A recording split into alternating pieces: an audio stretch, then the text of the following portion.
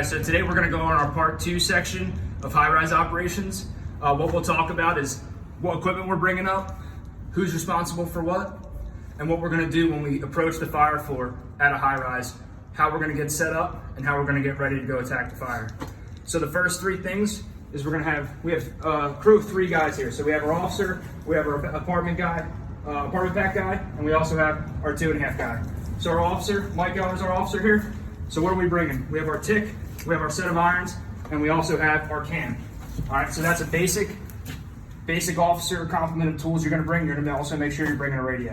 All right, so next we have our apartment pack guy. You're responsible for the 2 apartment pack sections that are on the side of the engine. One has the reducer, the other one has the nozzle. And now we have our 2.5 guy. So our 2.5 guy is responsible for the 50-foot section of 2.5, along with the bag of tricks. So we're all gonna follow up. So we have a reported fire on the 3rd floor. So we have our crew going up here. So you can follow Austin. So our officer's going up to the fire floor. We're remembering not to take the elevator to the reported fire floor. We're either gonna go 1 or 2 floors below, depending on what the officer wants.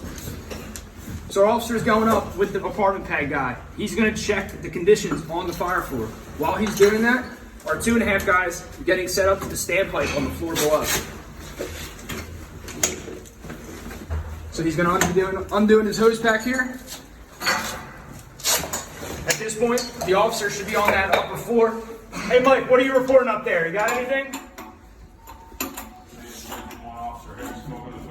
So we got heavy smoke on the 3rd floor, so Austin's gonna start making his connections. So the first thing he's putting on the standpipe, he's gonna put the gate valve on.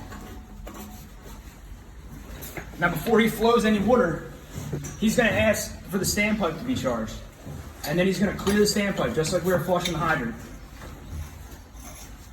After the gate valve, after the elbow, he's gonna put the flow meter on. So the flow meter is gonna tell the guy who's operating the standpipe whether we have adequate pressure on the fire floor. And you'll know right away. If there is any type of loss of pressure, you're gonna be reporting that to command and the truck to figure out what's going on. The last thing he's going to be putting on is his gate valve. This is just a secondary source in case this wheel here breaks. We're just going to be able to control the flow of water with our own gate valve. So now the officers come back down after Austin got this whole thing set up. He's going to take the top section of 2.5 and he's going to walk that up to the nozzle guy.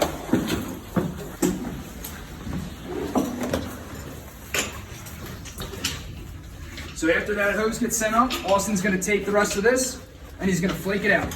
So whether he's gonna go down the stairs and flake it out. So he's all good to go. So now we're gonna follow up to where the apartment pack guy is. They're already making their connection. So Mike's hooking that 2.5 right into the reducer. And now Beryl, you don't have to undo that, we're just doing it for us. Now Beryl's gonna take this straight up to the fire floor. And we're gonna be able to flake that out all the way up to the fire apartment.